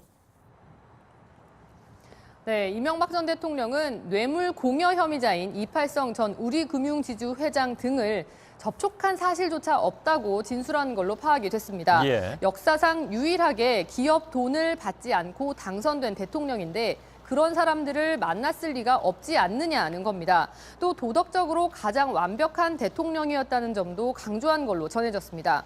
다스의 350억대 비자금 조성 등 기업 비리 부분과 관련해서는 기본적으로 다스의 실소유자가 아닐 뿐더러 또 수십 년간 현대건설 사장을 하면서 존경받는 인생을 살아왔는데 그런 불법적인 일을 저지를 리가 없지 않느냐 이런 주장도 폈다고 합니다. 예. 그러니까 정확하게 물증이 없는 진술에 대해서는 거짓말이다 이렇게 얘기했다는 취지이고 삼성 소송비 대납과 관련한 청와대 문건에 대해서는 조작됐다라는 주장을 편 것으로 나와 있습니다. 그러니까 조작됐다고 주장한 근거는 어떤 게 있습니까? 뚜렷한 근거는 사실 없습니다. 검찰은 문건에 작성 날짜도 찍혀 있고 또 작성자인 김백준 전 기획관에 대한 조사도 마쳤으며 특히 김 전 기획관 압수수색에서 확보한 문건이 아니라 영포빌딩 지하 창고에서 확보한 문건인 만큼 조작됐을 가능성은 극히 낮다고 보고 있습니다. 예. 특히 이 전 대통령은 이 영포빌딩 지하에서 검찰이 확보한 다수의 청와대 문건에 대해서 퇴임 당시 실무진이 집에 가져갈 짐을 싸다가 실수로 일부가 섞여 들어간 것이다 이렇게 인정을 한 바 있는데요. 삼성의 다스 소송비 대납 과정이 담긴 이 청와대 문건 역시 이 해당 짐에서 나온 문건입니다. 예. 때문에 이 문건만 조작됐다는 주장은 설득력이 낮다는 분석이 나옵니다. 예. 자, 김희중 전 실장에게서 받은 1억 원, 그러니까 10만 달러, 이 돈을 대북 공작금으로 썼다는 주장도 나왔다면서요? 네, 이 전 대통령은 김희중 전 실장을 통해 받은 국정원 특활비 1억 원은 앞서 알려진 대로 김윤옥 여사 측에 전달된 것이 아니라 원세훈 전 원장과 자신만 하는 대북 공작 활동에 쓰였다고 주장한 걸로 파악이 됐습니다. 예. 하지만 구체적으로 어떤 대북 활동이 있었는지에 대해서는 국가기밀이라면서 진술을 거부한 걸로 파악됐습니다. 한편 검찰은 이팔성 전 우리금융지주 회장이 건넨 22억여 원 가운데 5억 원은 김윤옥 여사 측에 건네진 걸로 파악하고 있습니다. 또 22억여 원 중 대부분은 이 당시 경영 위기에 놓였던 성동조선해양으로부터 나온 걸로도 보고 있습니다. 하지만 어제 조사에서 이 전 대통령은 이 김윤옥 여사 측의 자금 수수와 관련해서는 모르는 일이라고 선을 그은 걸로 파악됐습니다. 예. 심수미 기자가 전해드렸습니다. 자, 들으신 것처럼 이명박 전 대통령은 옛 측근들의 진술에 대해서 자신들의 처벌을 경함하기 위한 허위 진술이다 이렇게 한마디로 거짓말이다 이런 주장을 폈다는 내용인데 이런 대응은 물론 예상되는 것이긴 합니다만 이명박 전 대통령의 곁을 지키고 있는 측근 중에 한 명이죠. 조혜진 전 의원을 제 옆자리에 모셨습니다. 어서 오십시오. 예, 반갑습니다. 예, 오랜만에 뵙는 것 같습니다. 예. 예. 조금 전 보도도 그렇고 어제 오늘 나온 보도가 들으시기엔 좀 불편하실 것 같습니다. 여러 가지로. 예, 그렇습니다. 예. 어떤 점이 제일 불편하십니까? 활자만 보면은 대통령께서 좀 거친 표현을 하셨고 예. 또 자기를 모셨던 사람들에 대해서 안 좋은 말씀을 하셨다 이렇게 돼 있어서 예. 평소에 그분을 또 아는 입장에서 보면은 예. 취지상으로는 결과적으로 그 자기를 모셨던 사람들의 진술과 반대되는 진술, 예. 그걸 부인하는 진술은 뭐 당연히 했을 수 있다고 보는데 예. 직접적으로 표현을 그렇게 하진 않았을 거라고 보여집니다. 예. 그건 뭐 저희들로서도 검찰의 브리핑을 듣고 보도를 하는 것이니까 예. 뭐 저희들로서는 달리 판단하기는 좀 어려운 측면이 예. 있고요. 예. 뭐 측근이시니까 또 달리 판단하신 것 같습니다. 예. 그리고 근데 어제 왜 그 출두 전에도 보셨죠? 예. 그리고 오늘 새벽에 귀가 이후에도 보셨습니까? 그때는 제가 방송 출연 중이라서 못 아, 봤습니다. 그렇습니까? 예, 예. 그러면 출두 전에 한 얘기는 어떤 얘기였습니까? 소환 앞두고 한 며칠 동안 그 개인적으로 지난 삶에 대한 반추를 좀 하셨던 것 같은 그런 느낌이 들었습니다. 말씀 예. 속에 여러 가지 소회를 말씀을 하시는 것이 예. 그런 느낌을 줬는데 좀 전에 말씀하신 대로 임기 초기에 도덕적으로 완벽한 정권이라고 예. 스스로 자부할 만큼 그렇게 과거와는 다르게 해보려고 노력을 한 건 사실인데 어쨌든 이런 의혹에 휘말리게 된 것에 대한 예. 회한이 좀 있으셨던 것 같고 나만 깨끗해서 되는 것이 아니더라 하는 얘기를 실제로 이명박 전 대통령이 했다는 그런 뜻이시죠? 제가 옆에서 들은 거는 노력했는데 예. 그 노력만 가지고는 잘 안 되는 것 같다. 결과적으로 보면은 예. 그런 취지의 말씀이 있었고 또 어쨌든 간에 본인을 모셨던 본인과 함께 이를 국정을 했던 아래 사람들하고 예. 사건을 두고 맞부딪히는 그런 모양이 된 결과적으로 것에 그렇게 대해서 됐죠. 예. 좀 그런 회한도 있으신 것 같고 그러면 여기 측근들이 진술을 다 한 내용들이 예. 결국은 자신들의 어떤 그 혐의 내용을 경감하기 위해서 예. 그렇게 한 것이다라고 얘기하는 것은 예. 물론 이제 그 조 전 의원께서는 워딩이 정확하게 뭔지는 모르니까 판단하기 어렵다고 말씀하셨으나 예. 그 워딩만 딱 놓고 보자면 예. 이건 누가 해석을 해도 나는 잘못이 없는데 이 측근들이 자기들이 잘못해놓고 나한테 씌우는 것이다라고 해석해도 무리가 없어 보이는데 어떻게 받아들이십니까? 그 부분은? 저도 국회의원 하면서 제 보좌관들하고 어떤 사안에 대해서 둘이서 같이 의논한 사안도 예. 나중에 확인해 보면은 서로 기억이 틀릴 수도 있고 예. 또 똑똑한 사안에 대해서 또 해석이 다르고 예. 나는 이렇게 생각했는데 본인은 또 다르게 해석하고 그런 일들이 있기 때문에 이런 사건의 경우에도 그런 일은 저는 충분히 있을 수 있다고 보는데 그런가요? 기억이 다를 때 또는 해석이 다를 때 결과적으로는 이제 검찰이 생각하는 그 사건의 방향대로 진술을 하는 경향이 있다는 예. 것이 이제 그동안의 그 특활비 사건이나 예. 그 박근혜 전 대통령 때도 마찬가지고 근데 이거는 본인이 이 법적 책임을 지고 있는데 본인들은 사실은 구속도 안 되고 예. 뭐 크게 저기 수사도 강하게 안 받고 협조해 주는 대가로 예. 그런 사안들이 있었기 때문에 그럼 예를 들면 김희중 씨가 구속 안 된 것은 뭐랄까요? 검찰이 잘 협조했기 때문에 그러니까 다시 말하면 검찰이 원하는 대로 답변했기 때문에 구속을 안 시켰다라고 말씀하시는 건가요? 김희중 실장 경우는 잘 모르겠는데 그 전에 이제 국정원기조실장 하면서 예. 청와대 박근혜 대통령 시절부터 이제 현금을 전달했다고 특활비 전달했다고 예. 하는 분들 한 분 같은 경우는 그분이 사실은 어떻게 보면 언론에도 많이 보도됐지만은 그 행위 책임이 가장 중한데 예. 전달만 한 사람들도 지금 구속돼 있는데 예. 본인은 지금 구속도 안 돼 있거든요. 근데 김희중 씨 같은 경우에 김희중 씨의 진술은 굉장히 결정적으로 평가를 받고 있는데 예. 그럼에도 불구하고 김희중 씨의 진술은 그렇다면 검찰이 원하는 대로 해준 것이다 이렇게 판단하신다는 건가요? 김희중 실장도 사안에 따라서는 이제 기억이 부정확할 때도 있었거든요. 예를 예. 들면은 그 미화 10만 달러인가를 이제 김연욱 여사한테 전달했다. 예. 근데 그게 그 관제에서 밥 해주는 할머니를 통해서 전달했다고 해서 검찰이 그걸 이제 언론에다가 예. 이야기해서 언론에 이미 그렇게 이제 보도가 됐는데 알려졌습니다. 예. 나중에 대질신문 때 그분이 언제 나한테 그런 걸 줬느냐, 나하고 통화를 하던 관계냐라고 이제 이야기하면서 이제 본인 기억이 이제 그때 수정이 돼가지고 그게 아니고 행정관한테 줬다라고 이렇게 이제 다시 이제 예. 진술을 그러나 수정한 그 경우도 문제는 있었거든요. 아직까지도 살아 있습니다. 그 진술은 예. 살아 있어서 예. 오늘도 저희들이 보도해드렸고요. 그래서 그런 일은 기억의 착오에 의한 그런 진술은 또 예. 얼마든지 있을 수 있는 일이기 때문에 그럼 예를 들면 김희중 씨 같은 경우에 예. 사실은 뭐 굉장히 오랜 기간 동안 초선 의원 때부터 예. 이명박 전 대통령이 예. 그때부터 모시고 있던 분이잖아요. 예. 그래서 누구보다도 가까운 사람이고 예. 속속들이 잘 안다고 누구나 평가할 수밖에 없는 위치에 있었고. 예. 근데 김희중 씨가 뭐라고 얘기를 했냐면 조사를 받고 나와서 예. 이거는 이명박 전 대통령도 이제 부정할 수는 없을 것이다. 예. 검찰이 너무 속속들이 잘 알고 있는 것 같다. 예. 가지고 있는 자료도 그렇고 진술 정황도 마찬가지고. 예. 그러면서 뭐라고까지 얘기했냐면 국민 앞에 사죄하시는 게 맞다고 본다라는 충언을 드린다라는 얘기까지 했는데 예. 그건 어떻게 볼까요? 저도 그 보도를 봤습니다만은 본인이 그렇게 말하게 된 그런 이제 배경이 있을 수가 있는데, 예, 그리고 뭘까요, 그 배경? 그 속에 일말의 어떤 진정성이 있을 수도 있는데, 예. 사안에 대해서 본인이 다 안다고 저는 생각지는 않습니다. 예. 여러 가지 사안에 대해서 가까이서 수행하고 또 부속실에서 일정을 챙기고 하는 입장이 있지만은, 예. 그 부속 업무를 하고 있는 비서 이외에 수많은 분과 만나고 예. 또 일을 하고 있기 때문에 모든 걸 다 안다고 생각하고 접근하는 건 좀 예, 알겠습니다. 조심할 필요가 있다고 그럼 봅니다. 뭐 누구나 기억에 착오가 있을 수 있다는 건 다 맞는 얘기긴 하고요. 예. 또 조 대변인께서 말씀하신 내용도 다 일리가 없는 얘기는 아니죠. 그럼 뭐 우리 시청자 여러분께서 다 판단을 하실 텐데. 예.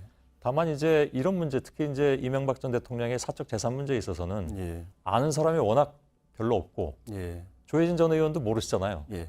전혀 모르시죠. 그렇다고 봐야죠.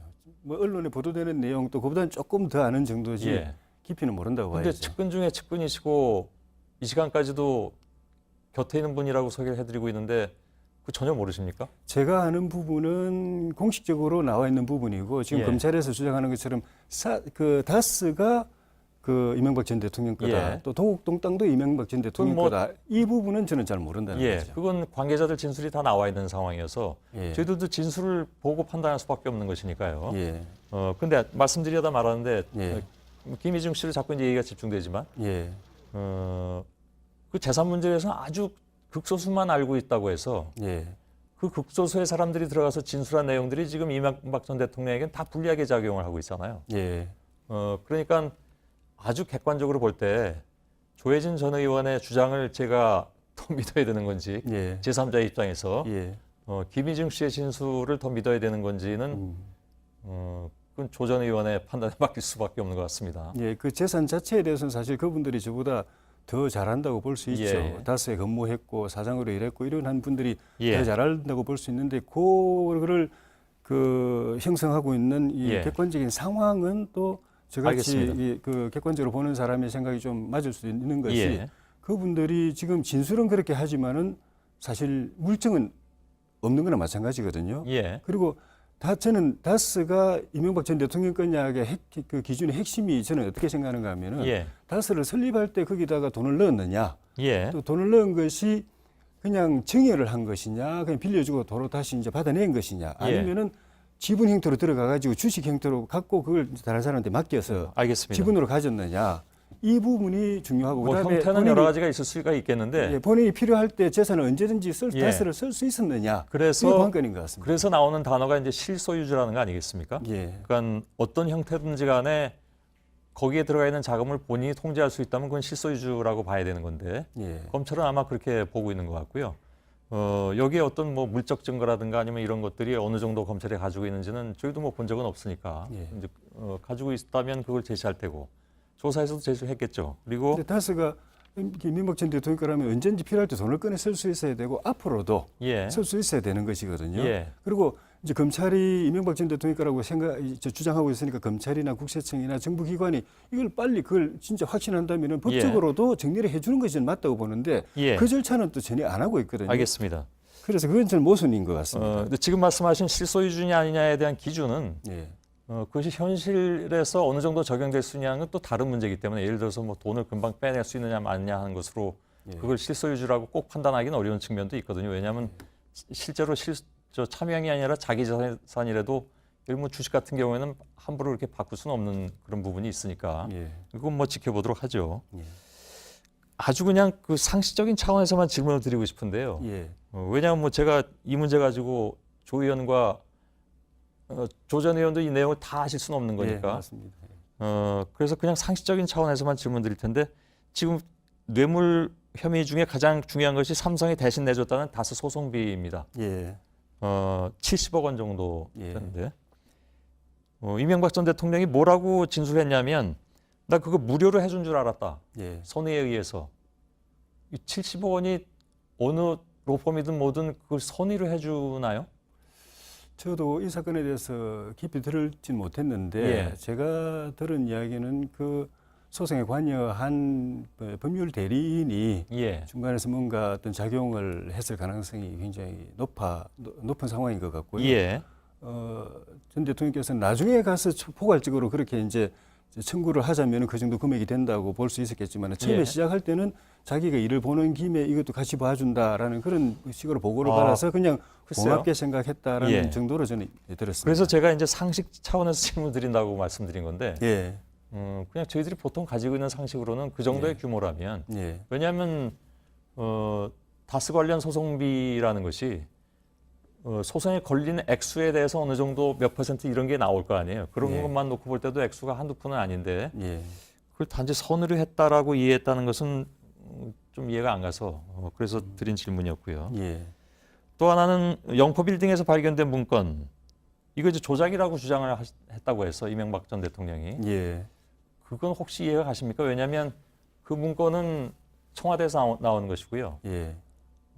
그걸 쓴 사람이 김백준 전 기획관으로 되어 있기 때문에 예. 그건 어떻게 받아들이십니까? 저도 뭐 그 청와대 같이 비서실에서 그런 일에 관여한 입장이 아니니까 예. 말씀하신 대로 이제 상식적 옆에 있는 사람으로서 예, 상식 예. 판단으로 말씀드릴 수밖에 없는데 그 자료라는 것이 지난번에 박근혜 대통령 때 그때 정윤회 문건 파동 예, 예. 때도 여러 문건들이 있었는데 어디까지가 청와대 문건이냐. 예. 청와대에서 작성되기도 하고 청와대 근무하는 사람이 작성하기도 했는데 그 청와대 문건이라고 공식적으로 말할 수 있는 게 있고 또 아닌 게 있고 예. 또 최종적으로 확정된 문건이 있고 그 문건 작성하는 과정에서 이제 그 준비 자료로 만든 자료도 있고 예. 한데 뭐 그 모두를 청와대 문건이라고는 할 수 없다라는 그런 측면에서 대통령 예. 그 말씀이 있을 수도 있었지 않겠나 하는 생각이 들고 또 알겠습니다. 하나는 근데 자료가 예. 있다고 하더라도 이 자료를 만들어서 가지고 있는 경우하고 그 자료를 대통령께 직접 보여드리면서 보고를 하는 경우는 또 다르거든요. 예. 대통령 말씀은 보고받은 적이 없다는 말씀 같아요. 그거 이제 그 이명박 전 대통령의 주장일 뿐이겠죠. 예. 그리고 이 문서에는 뭐 김백관 전 기획관이 도장을 찍었는지 사인을 했다고 하니까 예. 그것이 뭐 허투루 쓴 그 문서 같지는 않고 본인은 만들 수는 있었다고 봅니다. 예, 예. 근데 그걸 대통령께 보고했는지에 대해서는 좀 확인이 필요하지 않나 싶네요. 예.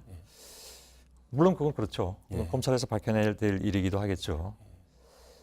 그럼 말씀 나눌 게 굉장히 많은데 예. 시간은 다 됐다고 자꾸 연락이 와서 한 가지만 그러면 정리서만 말씀드리겠습니다. 예. 이건 그러니까 정치 보복이라고 보시는 건 맞습니까? 이명박 전 대통령이나 조혜진 전 의원을 비롯한 모든 그 측근들이 다 그렇게 공통적으로 생각하고 계십니까? 예, 그건 다른 이견이 없는 것 같습니다. 그런데 그렇습니까? 그거는 예. 저희 쪽뿐만 아니고 사실은 뭐 민주당 쪽이나 또 이 여권 쪽에서도 거의 공공연하게 옛날부터 예. 노무현 대통령 한을 풀어줘야 된다, 복수해야 된다 이런 이야기를 거의 공공연하게 했기 때문에 예. 이게 대해서는 사실 이견이 이제 없을 수 없다고 보고 저는 있을 수 없다고 보고 저희 지역구에서도 사실은 노무현 대통령 돌아가셨을 때 예. 그 열린우리당 쪽의 시의원이라든지 또 그 지지하는 제 후배라든지 이런 사람들이 예. 저한테 쏟아내는 분노와 그 반드시 이게 그 갚겠다고 알겠습니다. 이런 걸 생각하면은 그런 것들이 다 배경이 예. 돼서 이런 일이 벌어지는 그런 맥락이 저는 충분히 있을 수 있다고 예. 봅니다만 정치 보복은 맞은데 다만 이제 좀 해보고 안 돼서 그만두느냐 아니면 보복될 때까지 끝까지 틀고 예. 추적하느냐 집요하게 하느냐 그 차이가 아닌가 싶습니다. 알겠습니다. 예. 그 답변은 뭐 예상했던 그대로 예. 하시는 것 같습니다. 다만 뭐 기억하시겠습니다만 그 정치 보복이라는 부분에 대해서 예. 청와대에선 뭐 구체적으로 문재인 대통령입니다만은 예. 굉장히 경로했었다는 그런 소식도 전해드린 예, 바가 그때 뉴스 나왔었죠. 있습니다. 예. 예. 그리고 무엇보다도 이제 그 측근들이 다 진술을 하고 있어서 예. 그래서 이게 과연 이제 모르겠습니다. 측근들을 그러면 검찰이 겁박을 했느냐 하는 것까지는 그건 얘기할 수 없는 거 아니겠습니까? 예, 예. 검찰은 나름대로 수사를 했을 테고 예. 정당한 방법에 의해서 측근들은 또 내용들 다 진술을 했기 때문에 노무현 대통령이 자살까지 가게 된 과정에서의 수사했던 그 검찰이나 예. 그때는 우리 이명박 정부 시절의 검찰이었지만 예. 지금 검찰이나 저는 바뀐 게 별로 없다고 봅니다. 예, 그건 검찰이 답해야 될 문제인 것 같습니다. 예. 조혜진 전 의원이었습니다. 고맙습니다. 예, 고맙습니다.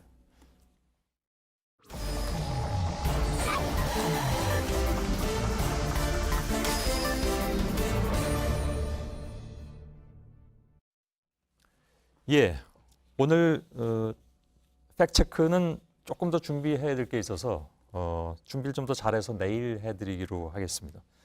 곧바로 비하인드 뉴스를 진행하겠습니다. 박성태 기자가 나와 있습니다. 어서 오세요. 예. 첫 번째 키워드를 열어볼까요? 첫 번째 키워드는 오늘 2개군요. 예, 그렇습니다. 시간이 좀 많이 좀 지나 있어서 아니면 뭐 2개밖에 없었습니까? 시간 때문입니다. 알았습니다. 이명박의 제가 야단을 맞겠군요 이제. 청렴으로 잡았습니다. 예. 물음표를 붙였는데요. 이명박 전 대통령이 20개 정도의 혐의로 어제 검찰 조사를 받았었는데 이 조사 때문에 색다른 곳에서 고민을 하고 있습니다. 충북 청주에는 국민권익위 산하기관인 청렴연수원이 있는데 입구에 저렇게 대형 휘호석이 있습니다. 읽어보면 청렴이 대한민국을 바꾼다. 좋은 말인데요. 문제는 밑에 있습니다. 2012년 가을 대통령 이명박이라고 서명이 돼 있습니다. 연수원이 2012년에 문을 열었는데 당시 대통령인 이명박 전 대통령이 글과 서명을 내려준 겁니다. 청렴이 대한민국을 바꾼다. 지금 수사를 받고 있는 상황과 좀 비교해보면 묘한 느낌이 들지 않을 수가 없습니다. 그래서 연수원 측은 고민에 빠졌습니다. 공무원들하고 공공기관 임직원들은 매년 일정 시간을 저 연수원에서 청렴 교육을 받아야 되는데 입구에서 이명박 전 대통령의 청렴을 매번 마주쳐야 됩니다. 그러네요. 주민들의 반발도 좀 있었는데요. 휘호석이 맞지 않다는 반발이었는데 국민권익위에서 오후 늦게 입장문을 냈습니다. 그러면서 이 휘호석을 어떻게 할 건지에 대한 건데요. 우선 처음 설치할 때 설치비는 약 950만 원이 들었다고 하고요. 이명박 전 대통령에 대한 사법적 판단이 나오면 그때 처리 방안을 검토하겠다고 했습니다. 그렇죠. 처리는 버리거나 아니면 치워두거나가 될 것으로 보입니다. 법적으로 판단이 나와야 되는 거니까 어디까지나. 이 전 대통령은 지금 전면 부인을 하고 있는 그런 상황이긴 한데 뇌물수수 혐의로 재판을 받게 되면 저 휘호식을 그대로 두긴 좀 어려울 것 같기는 합니다. 그렇습니다. 근데 재판까지 끝나봐야 된다는 거잖아요. 지금 권익위의 입장은 사법적 판단인데요. 1심일까지인지 아니면 혹시 대법원까지일지는 명확히 밝히지는 않았습니다. 또 하나가 있는데 사실 이 전 대통령이 제일 강조했던 거는 바로 정직입니다. 대통령 기록관에는 이명박 전 대통령 재임 당시에 프로필이 남아 있습니다. 외부로 남아 있는데요. 좌우명은 주어진 일에 최선을 다한다. 가훈은 정직으로. 이거 뭐 유명합니다. 가훈이 정직이라는 것은. 주어진 환경에 최선을 다하는 모습은 여러 사람들이 동의할 수 있겠지만 과연 정직하냐라는 부분은 예를 들어 다스나 BBK 의혹이 제기됐을 때 새빨간 거짓말이라고 했던 이 전 대통령의 주장에 비춰봤을 때 이게 맞냐라는 것은 앞으로 가훈을 이 전 대통령이 지키려냐는 법원이 또 판단할 것으로 보입니다. 마지막 키워드는요? 마지막 키워드는 역시 전 대통령인데요. 박근혜 배신으로 잡았습니다. 이건 어떤 얘기입니까? 박근혜 전 대통령은 배신을 가장 싫어한다라는 건 또 여러 번 알려졌는데요. 자서전에서도 사람이 사람을 배신하는 일만큼 슬프고 흉한 일은 없을 것이다라고 얘기하기도 했고요. 동물은 배신하지 않기 때문에 그래서 동물의 왕국을 즐겨본다라는 인터뷰 내용도 있었습니다. 그리고 이제 이전에 대통령 재임 기간 중에는 유승민 의원을 콕 암시해서 배신을 싫어하는 그런 주장을 하기도 했는데요. 당시의 목소리를 잠깐 들어보겠습니다. 신뢰를 어기는 배신의 정치는 결국 패권주의와 줄세우기 정치를 양산하는 것으로 반드시 선거에서 국민들께서 심판을 해 주셔야 할. 사실 저 심판에 분위기 정말 살벌했습니다. 그렇습니다. 저 심판에 집착하다가 사실 20대 총선은 당시 여당이 패했습니다. 그런데 오늘 재판에서 박 전 대통령의 측근이 사실 배신자는 박 전 대통령이다라고 주장했습니다. 그런가요? 전직 국정원장이라면서요? 그렇습니다. 오늘 박근혜 정부의 국정원장 3명이 나란히 법정에 섰습니다. 국정원 특수활동비를 박 전 대통령에게 상납한 혐의인데요. 이 자리에서 이병기 전 국정원장은 박근혜 전 대통령에게 준 특수활동비는 제대로 된 국가 운영에 쓰일 것으로 기대하고 줬는데 그렇지 않아서 배신감을 느꼈다라고 얘기를 했습니다. 예. 즉 검찰 조사에서는 국정원에서 상납한 특수활동비는 기치료비, 주사비, 옷값 그리고 측근의 그렇죠. 휴가비 등으로 쓰였었습니다. 예. 그리고 남재준 국정원장의 경우도 전 국정원장의 경우는 뭐 추가할 말이 있냐라는 부분에서 그냥 별도의 말을 하지 않았는데요. 이병우 전 국정원장의 경우도 다른 사람이 원장이 됐다면 그분이 이 법정에 섰을 것이다라면서 사실 어떻게 보면은 그렇게 쓰일지 모르고 줬다라는 주장들을 전 예. 국정원장들이 했습니다. 그렇군요. 자, 오늘 여기까지 하겠습니다. 박성태 기자였습니다. 강원 영동과 경상도, 제주에 내일 아침까지 비가 옵니다. 낮부터 전국이 차차 맑겠지만 오늘보다는 쌀쌀하겠습니다. 예. 자, 저희들은 내일도 최선을 다하겠습니다. 여러분 고맙습니다.